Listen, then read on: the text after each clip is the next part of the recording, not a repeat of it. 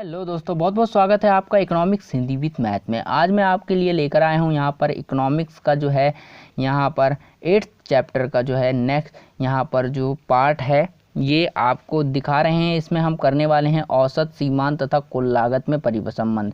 यानी औसत लागत क्या, औसत और सीमांत और कुल लागत में संबंध, यानी औसत लागत, सीमांत लागत और कुल लागत में संबंध को हम बताएंगे कि किस प्रकार से होता है संबंध।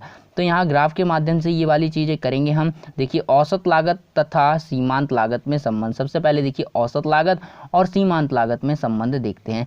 तो औसत का फॉर्मूला क्या है, ये देखिए आपका ग्राफ इस प्रकार से जा रहा है और ये ग्राफ जो है आपका कुछ इस प्रकार से जा रहा है। तो आप यहाँ पर देखिए जब औसत लागत घटती है यानी आपकी औसत लागत जो है यहाँ पर देखिए औसत लागत यानी कॉस्ट, एवरेज कॉस्ट जो है आपकी घट रही है, तो ये भी क्या है, घटती है।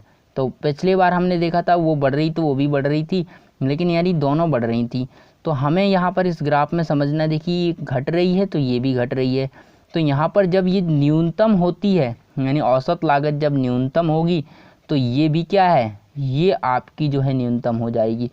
अब यहाँ पर देखिए ये लागत बढ़ती दर से बढ़ रही है तो ये क्या है, घटती दर से बढ़ेगी। ठीक है, ये घटती दर से बढ़ेगी यानी ये घटती दर से बढ़ेगी। तो इस तरह से होता है।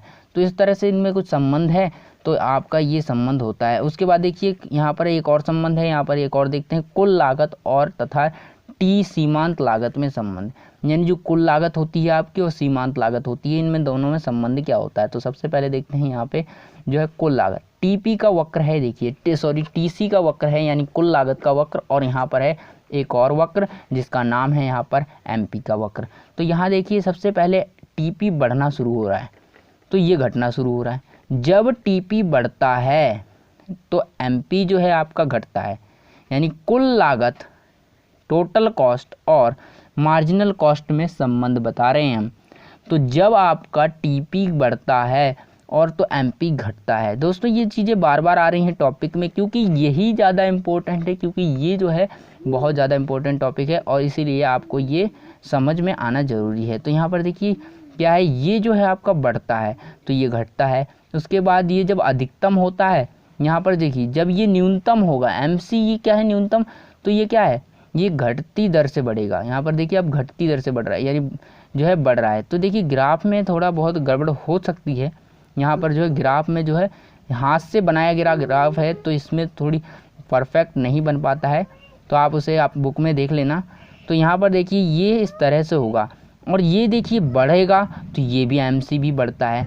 तो इसमें कुछ है अलग अलग ग्राफ से जो है अलग अलग संबंध बता रखा है इसमें किस प्रकार से होता है। तो दोस्तों फिर हम मिलते हैं अगली वीडियो में अगले टॉपिक के साथ, नए चैप्टर के साथ। तब तक के लिए देखते रहिए हमारे channel economics Hindi with math को, बने रहिए हमारे साथ इसी तरह। दोस्तों फिर मिलते हैं अगली वीडियो में।